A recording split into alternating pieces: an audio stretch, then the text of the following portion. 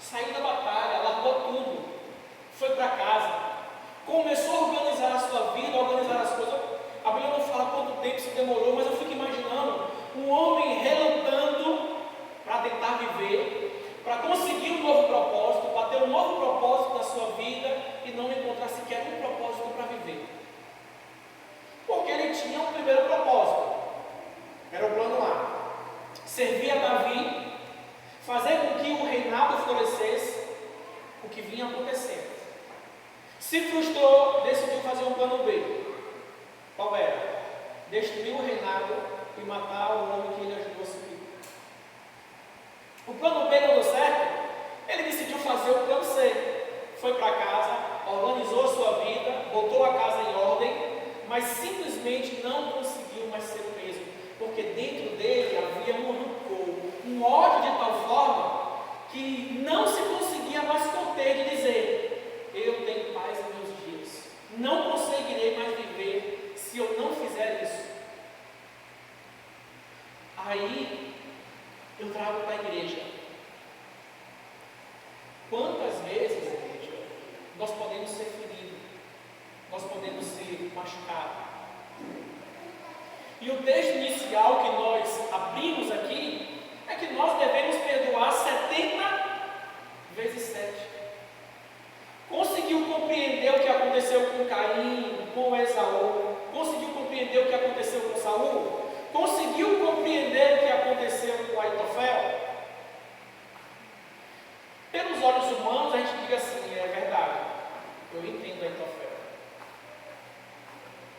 Mas um homem que não conseguiu viver, não conseguiu mais ter paz em sua alma, não conseguiu ter mais paz em seu espírito, porque pela terceira vez o plano dele estava sendo frustrado. E isso foi o ápice para que ele tirasse a própria vida.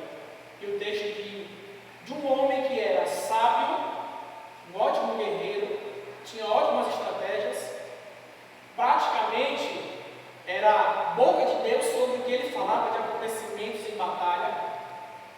O texto termina: ele se matou e foi enterrado no túmulo do seu pai. Olha que triste. Eu quero dizer que toda mágoa, toda dor, todo rancor, que se você tiver dentro de você, ele vai te levar ao suicídio. No mínimo, ele pode te levar a uma morte espiritual. Nós sabemos que a depressão é o excesso de fracasso, é o excesso de coisas que a gente fica trazendo para dentro da gente que não deram certo. Ah, todos os meus amigos estão casados e com filhos e eu não. Todos os meus amigos conseguiram a faculdade e eu não.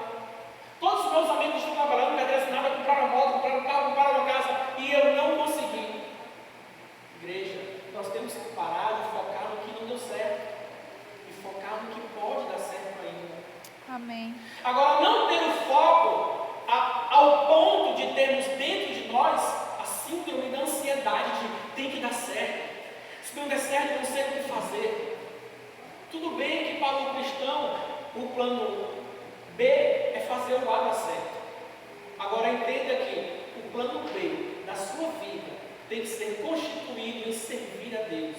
Amém. E fazer a vontade de Deus. Afinal, o texto diz: servir ao Senhor, buscar o reino de Deus, a sua justiça, e as demais coisas serão acrescentadas.